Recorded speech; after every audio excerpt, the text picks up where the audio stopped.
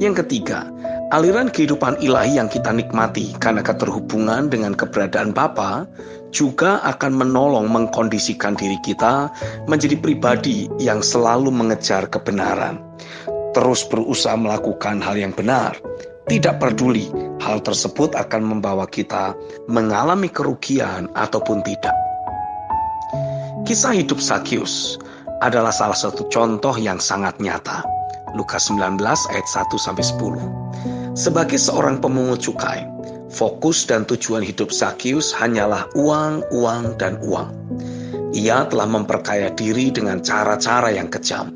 Ia banyak menipu dan memeras orang. Tapi melalui perjumpaan dengan Yesus, sesuatu yang ilahi terjadi dalam hidupnya. Bapa berkenan menciptakan dalam batinnya hati yang tahir dan roh yang benar atau akurat. Mazmur 51 ayat yang ke-12. Seketika orientasi hidup Zakius mengalami perubahan. Tanpa ada yang mengajarkan kepadanya, ia segera mengambil keputusan untuk melakukan hal yang benar. Ia mengambil suatu tindakan untuk mengoreksi, meluruskan kembali berbagai tindakan salah yang pernah ia lakukan di masa lalu. Zakius menyumbangkan separuh dari kekayaannya sebagai sedekah bagi orang-orang miskin.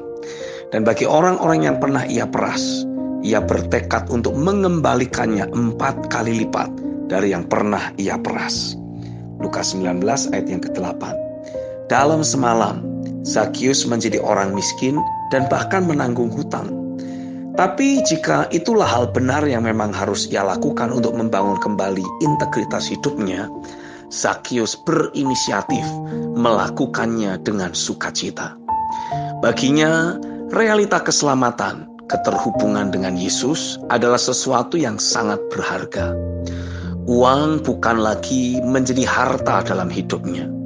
Mengalami keselamatan dan menikmati keterhubungan dengan janji-janji Tuhan menjadi sesuatu yang lebih berharga baginya.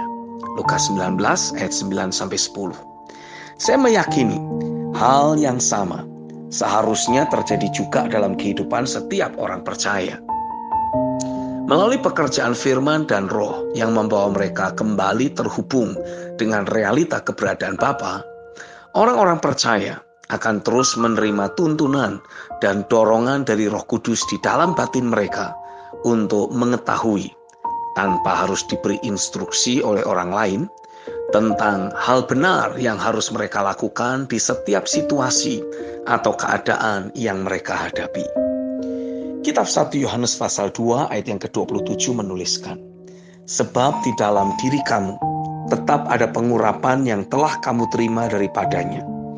Karena itu tidak perlu kamu diajar oleh orang lain. Tetapi sebagaimana pengurapannya mengajar kamu tentang segala sesuatu, dan pengajarannya itu benar, tidak dusta. Dan sebagaimana ia dahulu telah mengajar kamu, demikianlah hendaknya kamu tetap tinggal di dalam Dia. Perhatikanlah kata diajar, mengajar, ataupun kata pengajaran dalam ayat di atas.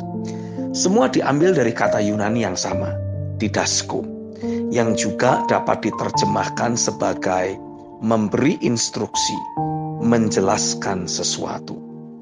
Maksud ayat di atas adalah melalui terus terjadinya pekerjaan firman dan roh yang membawa seseorang terhubung dengan realita keberadaan Bapa, maka akan muncul suatu instruksi, suatu pemahaman yang muncul dari dalam batinnya sebagai hasil dari persekutuannya dengan Bapa untuk ia melakukan hal yang benar. Jadi, ada satu inisiatif yang muncul dari dalam diri orang yang bersangkutan untuk melakukan hal yang benar. Hingga sejauh ini, jarang ada jemaat. Bahkan pada level para pemimpin pun, hanya sebagian yang memiliki berbagai inisiatif atau dorongan dari dalam batinnya untuk melakukan berbagai hal yang benar, yang membuat seseorang menjadi solusi bagi sesamanya atau sekelilingnya. Seringkali mereka baru melakukan sesuatu setelah menerima suatu perintah atau arahan dari pemimpinnya. Itu pun seringkali masih salah-salah dalam melakukan perintah atau arahan pemimpin. Saya berdoa, Biarlah kemampuan untuk berinisiatif dalam melakukan berbagai hal benar dalam kehidupan sehari-hari akan terus Roh Kudus tumbuhkan dalam kehidupan jemaat dan para pemimpin yang ada. Dunia ini sudah dirusak oleh banyak manusia yang terus melakukan hal-hal yang tidak benar. Dunia hanya akan mengalami perubahan pada saat lahir satu generasi yang berinisiatif untuk terus melakukan hal yang benar melalui kehidupan sehari-hari mereka.